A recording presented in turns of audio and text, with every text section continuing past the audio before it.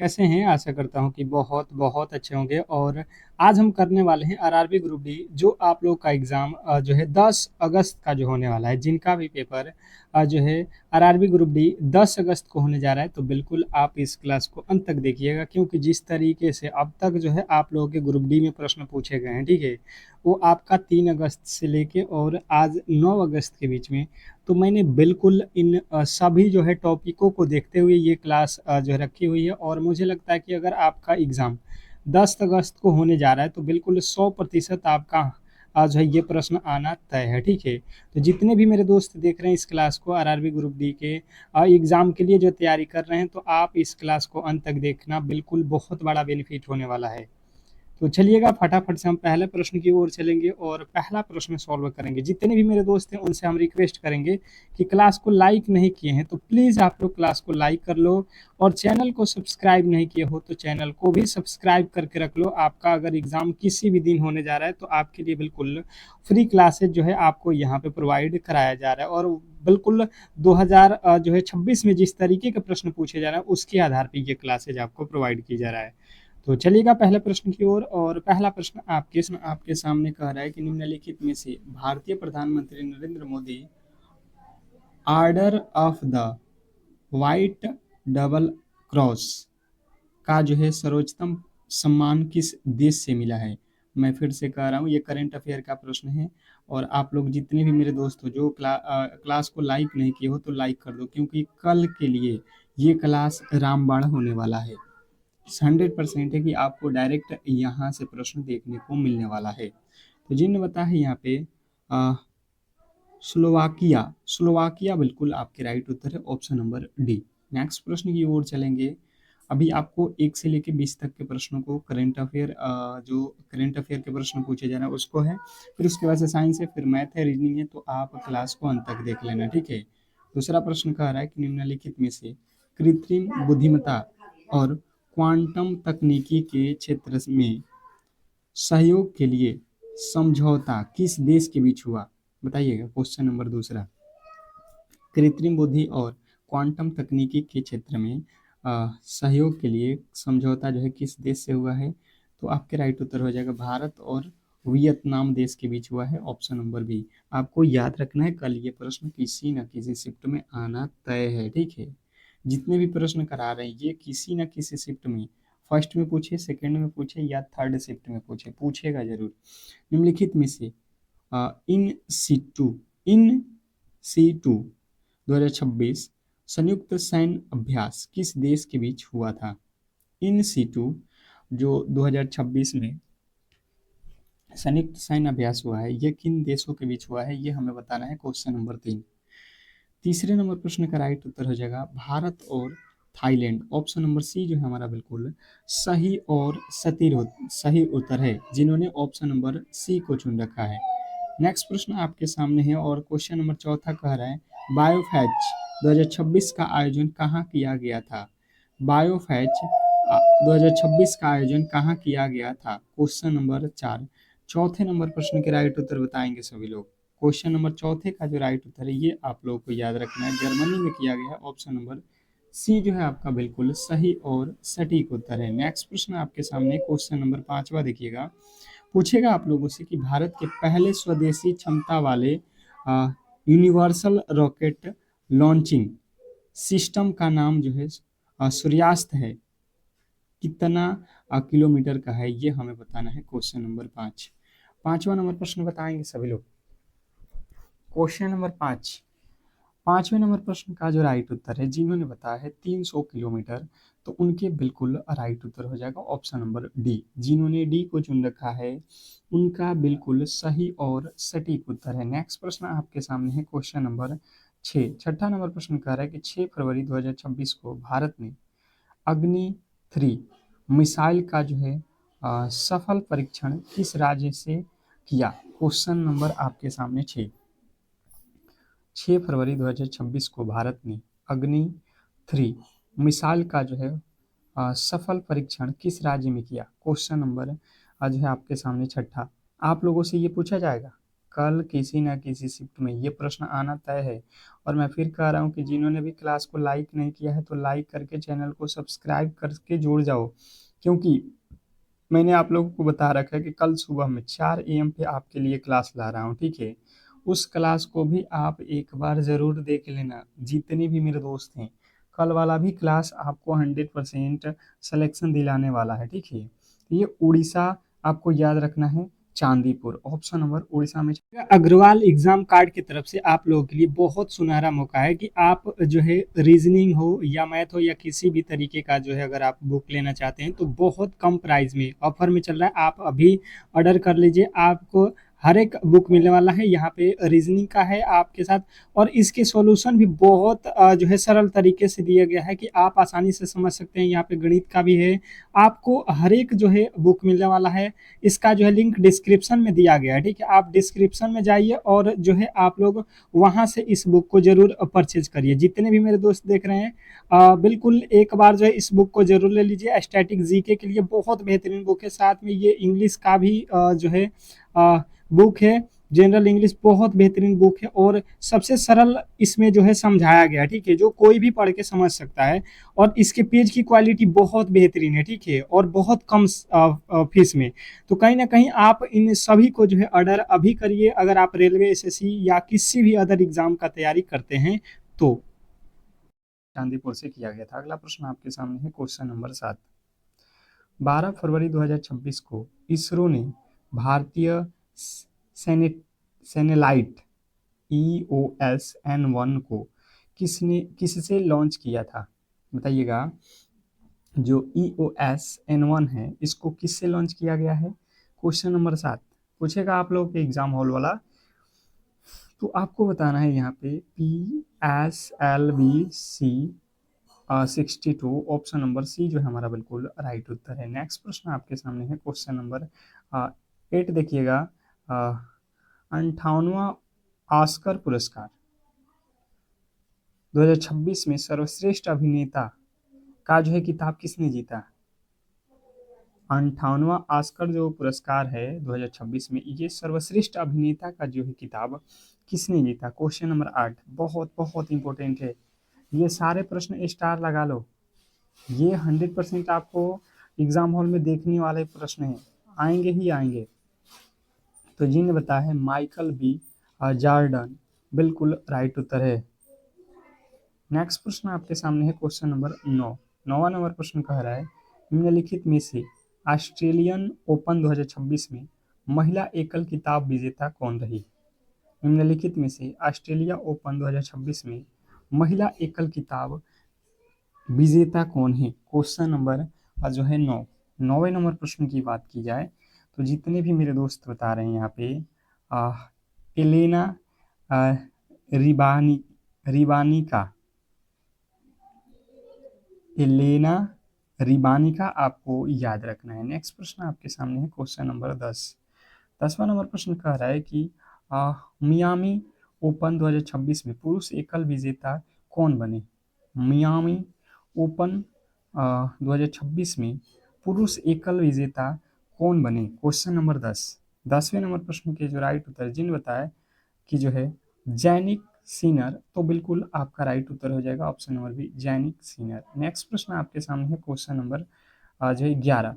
28 फरवरी 2026 को लाला लाजपत राय की कौन सी जयंती मनाई गई, क्वेश्चन नंबर 11। ये बहुत बहुत इंपॉर्टेंट है। पूछा गया है कि 28 जनवरी 2026 को लाला लाजपत राय की कौन सी जयंती मनाई गई। तो आपको याद रखना है कि ये जो है आपका 161वां जयंती मनाया गया। नेक्स्ट प्रश्न आपके सामने है, 21 जनवरी 2026 को किस राज्य सरकार ने गैर हिंदी भाषा के लेखकों के लिए एक नए पुरस्कार सिमोजी सिमोजी एल्क्विया बिरुद्धु शास्त्रीय साहित्य पुरस्कार की घोषणा की है। Question number 12। 12वें नंबर प्रश्न का राइट उत्तर हो जाएगा, ये जो है तमिलनाडु ने किया है, ऑप्शन नंबर सी जो है हमारा बिल्कुल राइट उत्तर है। नेक्स्ट प्रश्न की ओर चलेंगे और अगला प्रश्न आपके सामने क्वेश्चन नंबर 13 कह रहा है आपका 25 फरवरी 2026 को विश्व के शीर्ष 500 सुपर कंप्यूटरों में शामिल भारत का पहला एआई सुपर कंप्यूटर कौन सा है? क्वेश्चन नंबर जो है आपके सामने है 13वें नंबर प्रश्न का राइट उत्तर बताएंगे सभी लोग। क्वेश्चन नंबर 13 पे आ चुके हैं। क्वेश्चन नंबर 13 का राइट उत्तर जी ने बताया एरावत। एरावत आपका बिल्कुल राइट उत्तर है। नेक्स्ट प्रश्न आपके सामने है क्वेश्चन नंबर 14। 14वां नंबर प्रश्न देखिएगा, कह रहा है कि 3 जनवरी 2026 को शास्त्री बाई फुले सावित्रीबाई फुले को कौन सी जयंती मनाई गई? 3 जनवरी 2026 को सावित्रीबाई फुले की कौन सी जयंती मनाई गई? क्वेश्चन नंबर 14 का जो राइट उत्तर है 195 जयंती। ऑप्शन नंबर सी जो है आपको याद रखना है। नेक्स्ट प्रश्न आपके सामने है क्वेश्चन नंबर आज है 15। भारत ने किस देश के पेशावरों के लिए जो है EB4 बिजनेस जो है वीज़ा लॉन्च किया है? EB4 बिजनेस वीज़ा जो है लॉन्च किया गया है, तो आपको बताना कि ये जो है चीन के लिए किया गया है। ऑप्शन नंबर ए जो है हमारा बिल्कुल राइट उत्तर है। नेक्स्ट प्रश्न आपके सामने है कि 2026 में आयोजित होने वाले पहले खेलो इंडिया ट्राइबल गेम्स कहाँ का जो है शुभांकर क्या है? 2026 में आयोजित होने वाला आ, पहले खेलो इंडिया ट्राइबल गेम्स का शुभांकर क्या है?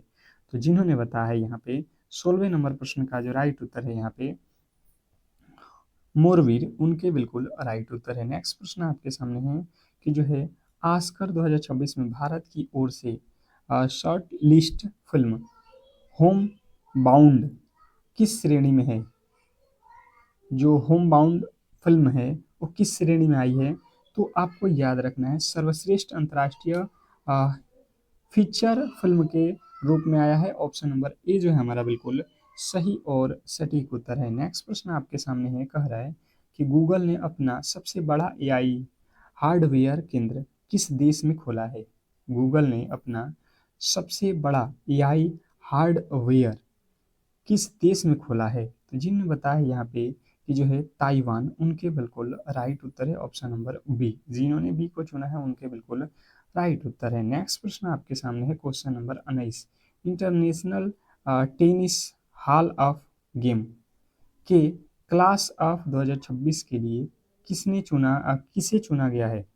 क्वेश्चन नंबर आपके सामने आज जो है 19वें नंबर प्रश्न का जो राइट उत्तर है जिन्होंने बताया है यहाँ पे रोजर फेडरर, बिल्कुल आपके राइट उत्तर है। नेक्स्ट प्रश्न आपके सामने है जो है नई दिल्ली में आयोजित आहार 2026 के 40वें संस्करण के लिए भागीदारी देश के रूप में कौन सा देश शामिल है?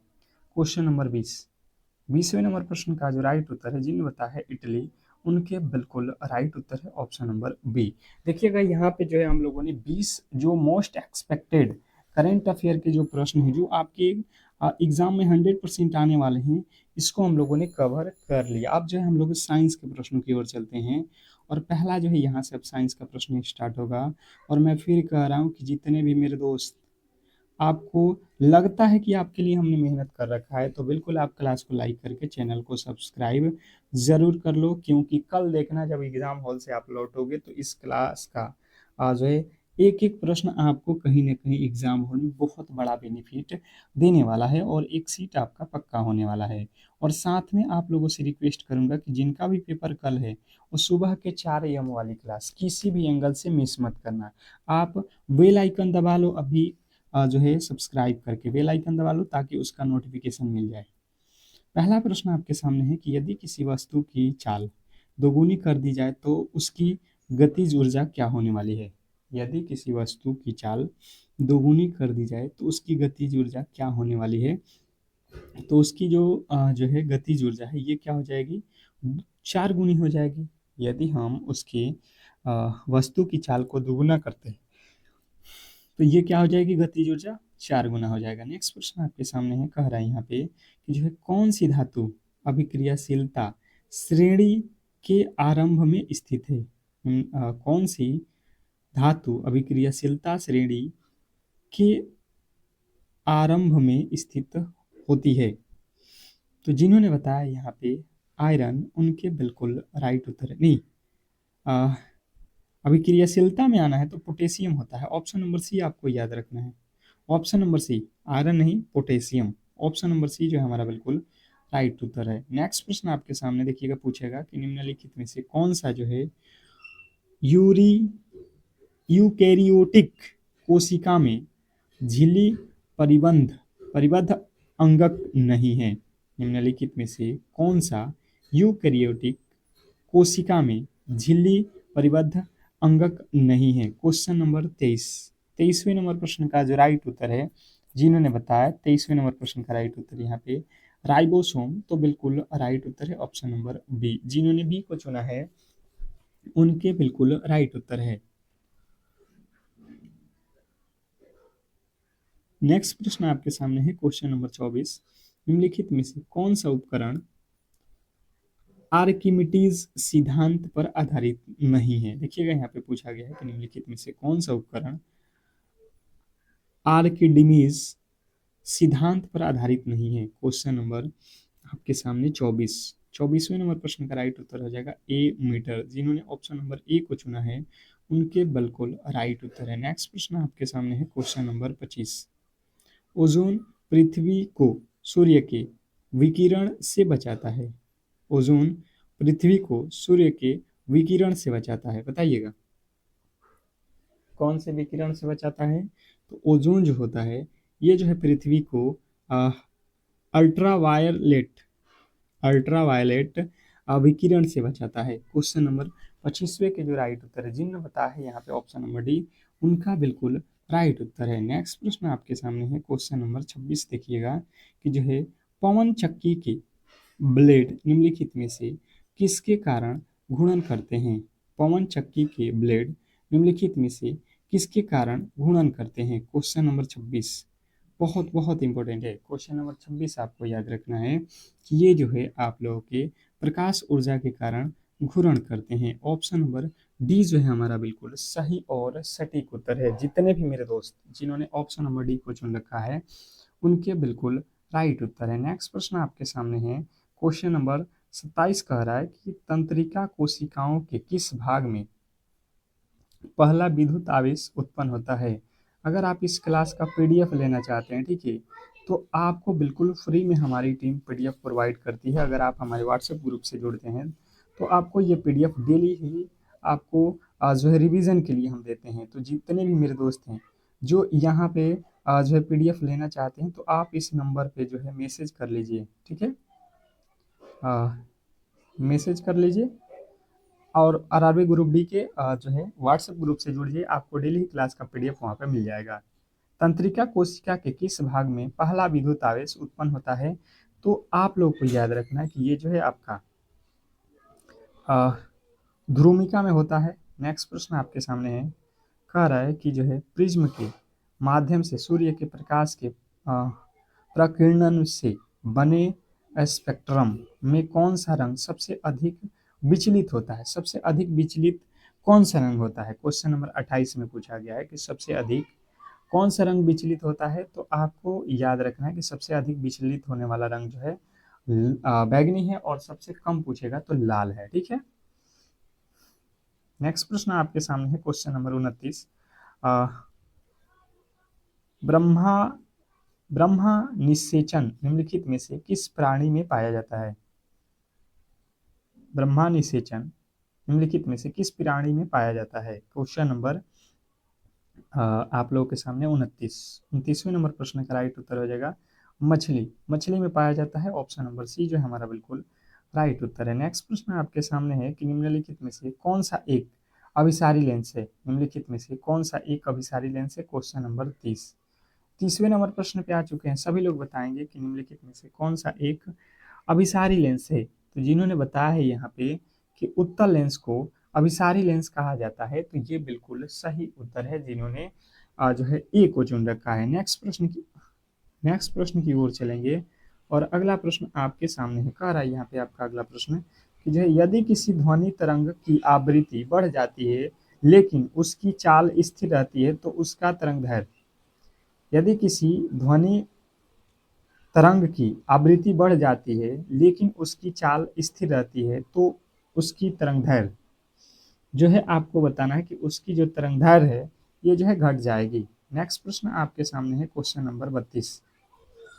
मानव शरीर के निम्नलिखित में से किस भाग में उपकला कोशिकाओं में सिलिया होती है? मानव शरीर के निम्नलिखित में से किस भाग में उपकला सिलिकाओं में सिलिया होती है? तो जितने भी मेरे दोस्त बता रहे हैं श्वसन तंत्र, उनके बिल्कुल राइट उत्तर है। नेक्स्ट प्रश्न आपके सामने है, निम्नलिखित में से किस पादप की पंक्ति के किनारे के गर्त में कलिकाएं हो सकती हैं?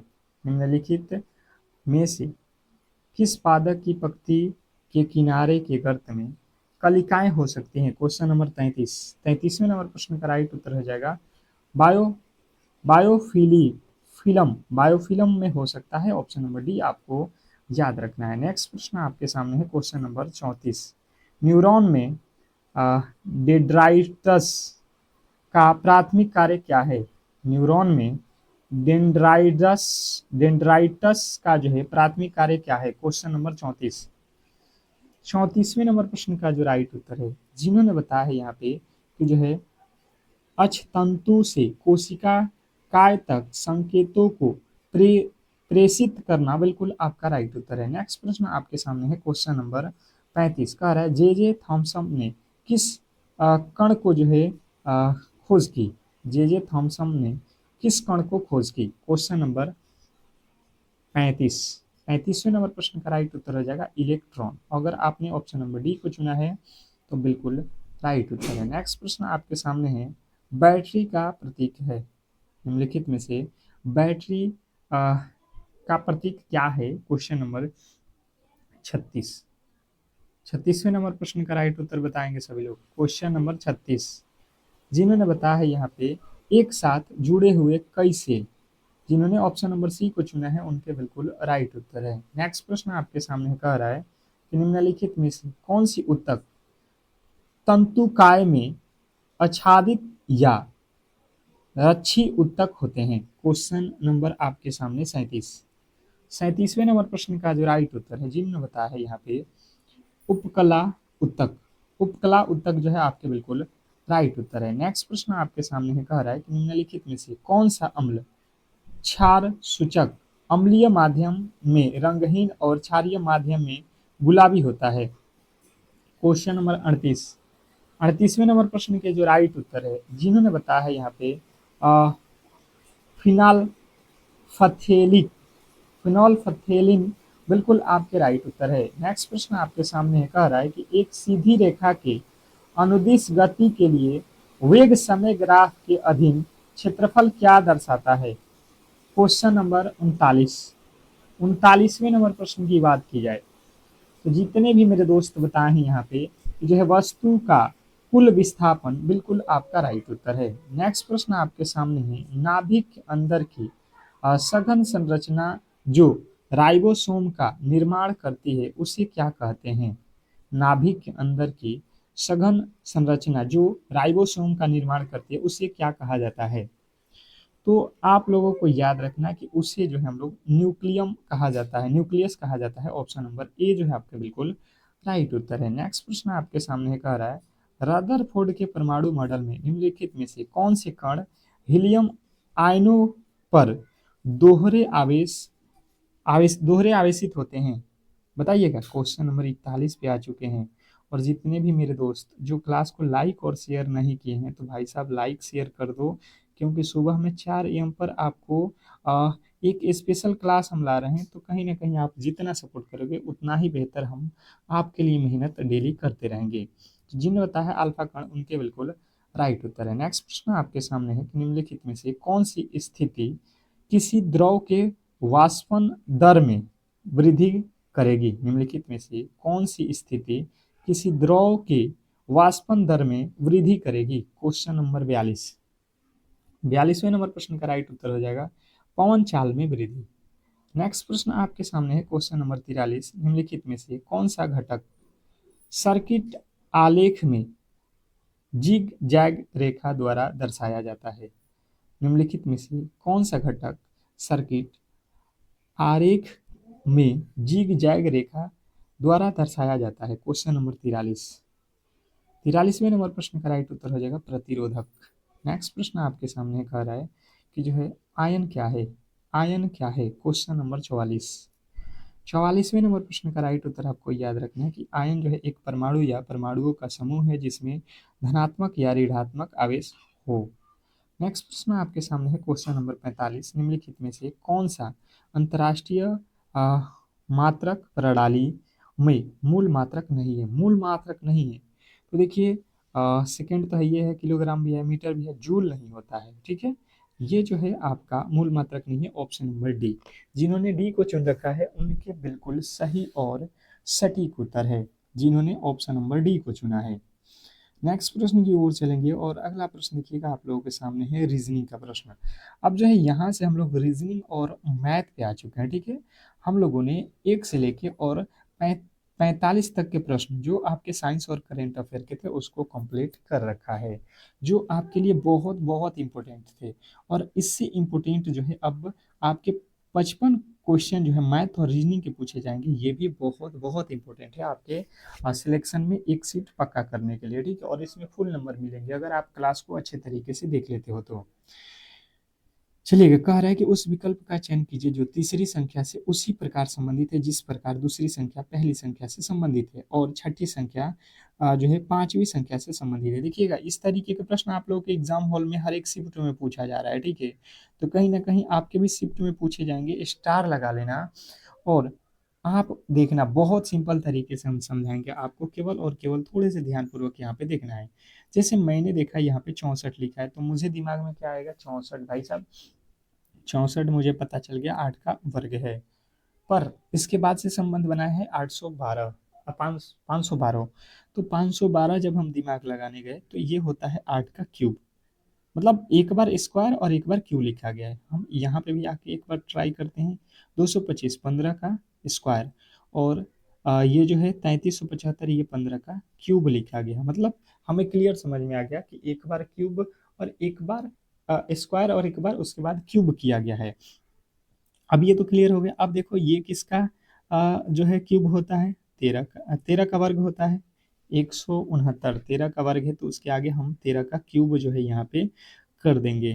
तो 13 का क्यूब कितना होता है, 13 का क्यूब कितना होता है, तो 2100 संतानवे बिल्कुल राइट उत्तर है आपका, ऑप्शन नंबर डी। जिन्होंने डी को चुन रखा है उनके बिल्कुल राइट उत्तर है। नेक्स्ट प्रश्न आपके सामने है, क्वेश्चन नंबर दूसरा देखिएगा कि दिए गए पैटर्नों में लुप्त संख्या ज्ञात कीजिए। दिए गए पैटर्न में लुप्त संख्या जो है हमें ज्ञात करना है। क्वेश्चन आपके सामने है, फटाफट से बताइएगा कि दिए गए पैटर्न में लुप्त संख्या क्या होने वाला है। बहुत बेहतरीन, बहुत लाजवाब। देखिएगा यहाँ पे आपको बताना है क्या होने वाला है। लॉजिकली अगर हम जाएंगे तो हमने देखा यहाँ पे 169 121 ये संख्याएं वर्ग वाली हैं। ये संख्याएं किसका वर्ग है, 13 का भी मैंने बताया। ये संख्याएं 11 का वर्ग है। तो अब जब हम यहाँ पे थोड़े से लॉजिकली समझने की कोशिश किए तो 7 और 6 को प्लस कर लिया है, 7 6 13 और 13 का ही वर्ग लिखा गया है। अगर हम इनको जोड़ेंगे तो 9 2 11, 11 का ही वर्ग यहाँ पे लिखा गया है। तो हम इनको जोड़ लेते हैं तो 9 7 16, 16 का वर्ग कितना होता है, 16 का वर्ग 256, 256 बिल्कुल हमारा राइट उत्तर ऑप्शन नंबर सी। देख रहे हो बहुत इजी है, बहुत बहुत इजी हो जाएगा अगर आप थोड़े से ध्यानपूर्वक इन प्रश्नों को समझ लेते हो तो। नेक्स्ट प्रश्न आपके सामने है, क्वेश्चन नंबर जो है तीसरा। तीसरे नंबर प्रश्न के राइट उत्तर बताना है आपको। उस विकल्प का चयन करें जो तीसरे शब्द से उसी प्रकार संबंधित है जैसे दूसरा शब्द पहले शब्द से संबंधित है। क्वेश्चन नंबर 3, तीसरे नंबर प्रश्न के जो राइट उत्तर है बताने की कोशिश करेंगे सभी लोग कि क्या होने वाला है। क्वेश्चन नंबर 3 पे आ चुके हैं। अब ये जो है एनोलॉजी का प्रश्न है, बताइएगा सभी लोग। और क्लास को लाइक शेयर कर लीजिए, ठीक है। चैनल को सब्सक्राइब करके बेल आइकन दबा लो। मैंने आप लोगों को कह रखा है कि जिनका भी पेपर कल है तो सुबह में 4 AM आपको याद रखना है। आपका किसी भी शिफ्ट में एग्जाम हो तो आप उसको एक बार जरूर देख लेना। सुबह के 4 AM पर ही हम आपके लिए क्लास ला रहे हैं, ठीक है। देखिए गाय, गाय का लिखा है बछड़ा, मतलब गाय से जो उत्पन्न होते हैं बछड़े होते हैं, छोटा सा जो होता है। तो सुअर से जो उत्पन्न होता है सुअर का बच्चा, उसको क्या बोला जाएगा, तो सुअर के बच्चे को कहा जाता है यहाँ पे पिगलेट, जिस तरीके से गाय के बच्चे को कहा जाता है बछड़ा, उसी तरीके से यहाँ पे आपको संबंध बता देना था। नेक्स्ट प्रश्न आपके सामने है क्वेश्चन नंबर 4। एक निश्चित कुट भाषा में कैम्बरा कैम्बरा को ये लिखा जाता है, ब्रोकन को ये लिखा जाता है, तो उसी कुट भाषा में इसको क्या लिखा जाएगा। अब देखिए कोडिंग डिकोडिंग ये तो सबसे इम्पोर्टेंट प्रश्न होते हैं और सबसे इजी भी होते हैं, पर आपको थोड़े बहुत नॉलेज होना चाहिए। जैसे मैंने देखा यहाँ पे 242 लाना है हमें, तो सी का कोड होता है 3, ए का कोड होता है 1, एम का कोड होता है 13, ई का कोड होता है 5, आर का कोड होता है 18, फिर ए का कोड होता है 1, ये 19, 19 5 24, 24 और 13, 37, 31, 38 और 1 41 हो गया। यहाँ पे लिखा है भाई साहब 242, 141 से हम 242 पे कैसे जाएंगे, कोई भी लॉजिक नहीं लग रहा है। स्क्वायर भी करोगे, इसका गुणा भी कर रहे हैं तब भी नहीं हो रहा है, तो हम क्या करेंगे, तुरंत लॉजिक इसको हटा देंगे और दूसरे लॉजिक पे चलेंगे। हम इसका अपोजिट निकालेंगे। सी का अपोजिट क्या होता है, एक्स होता है, तो एक्स का हम डायरेक्ट कोड लिखते हैं 24। ए का क्या होता है, जेड, तो जेड का होता है 26। एम का एन होता है तो 14 लिखते हैं हम, डायरेक्ट अपोजिट यहाँ पे एन होगा। फिर ई का अपोजिट भी होता है, भी होता है 22 पे, तो 22 लिख देते हैं। फिर प्लस ई, ई के बाद से आर, आर 18 पे होता है, तो 18 का होता है 9, 9 आगे की आई होता है। फिर प्लस ए का होता है जेड अर्थात 26। अब यहाँ से आप इनको जोड़ लो, देख लो कितना होता है। ये हो गया 50, 50 के बाद से आपका ये हो गया ये जोड़ लो 40, 90, 90 22, 112, 12 9, 121, 121 हुआ है। यहाँ पे कितना लिखा है 242, अर्थात हमें समझ में आ गया कि इनको अपोजिट करके और 2 से गुणा किया गया है। इनको क्या करो, अपोजिट करो फिर 2 से गुणा करो। 21, 21 दूना क्या होता है 142। हम बिल्कुल लॉजिक पता कर लिए, तो हम भी अपोजिट करेंगे। सी का अपोजिट एक्स, एक्स मतलब 24, ई का अपोजिट वी, वी मतलब 22, एन का अपोजिट एम, एम मतलब 13, फिर टी, टी का अपोजिट जी मतलब 7, फिर आर, आर का अपोजिट आई, आई मतलब 9, ई का अपोजिट भी, भी मतलब 22। आप इनको जोड़ लो, कितना हो जाएगा 22 और 22 44, 44, 44 के बाद से आप कितना जोड़ोगे 44 और आप जोड़ लो 44, 7 51, 51 और 24 75, 75 के बाद से आप जोड़ लो 75, 75 और ये 13, 75 और 13, 75 13 कितना हो रहा है आपका 75 और 13 जब जोड़ते हैं हम लोग तो कितना होता है 75, पहले 7 जोड़ लेते हैं 82, 82 और 13, 82 और 13 कितना हो जा रहा है 95, 95 हो रहा है ना। 95 में 2 से गुणा करेंगे 190 हमारा बिल्कुल राइट उत्तर है। इसको अपोजिट करो, जोड़ो फिर गुणा कर लो, बिल्कुल सिंपल तरीका था, थोड़ा सा आपको फास्ट कैलकुलेशन आना चाहिए था। नेक्स्ट प्रश्न आपके सामने है, उस समुच्चय का चयन कीजिए जिसमें जिसकी संख्याएं उसी प्रकार से संबंधित है जिस प्रकार निम्नलिखित समुच्चय संबंधित है। जैसे हम लोगों को 2 समुच्चय दिया गया और इसी तरीके से इसमें कौन सा समुच्चय है ये हम लोगों को बताना है। बहुत बहुत इंपॉर्टेंट है, स्टार लगा लेना। इसमें थोड़े से दिमाग एक्स्ट्रा लगाना पड़ता है। जैसे मैंने देखा बीच वाला अक्षर यहाँ पे बड़ा है, तो 6 और 12 से हमें लाना है बीच, तो 6 और 12 को अगर हम जोड़ देते हैं तो 6 और 12 कितना होता है 18, और 18 में जब 2 से गुणा करेंगे तो 18 दूना 36। मुझे तो पता चल गया कि लॉजिक क्या है, पहला और अंतिम को जोड़ो। फिर अगर हम दूसरे पे जाएंगे तो 18 और जो है 9 को जोड़ेंगे तो 18 9 27, और 27 का 2 गुना करेंगे तो 27 दूना 54। ये भी मुझे पता चल गया। अब लॉजिक सिंपल है, 18 और कितना 28 और 14 कितना होता है 42, 42 का 2 गुना करेंगे तो 46 नहीं होगा।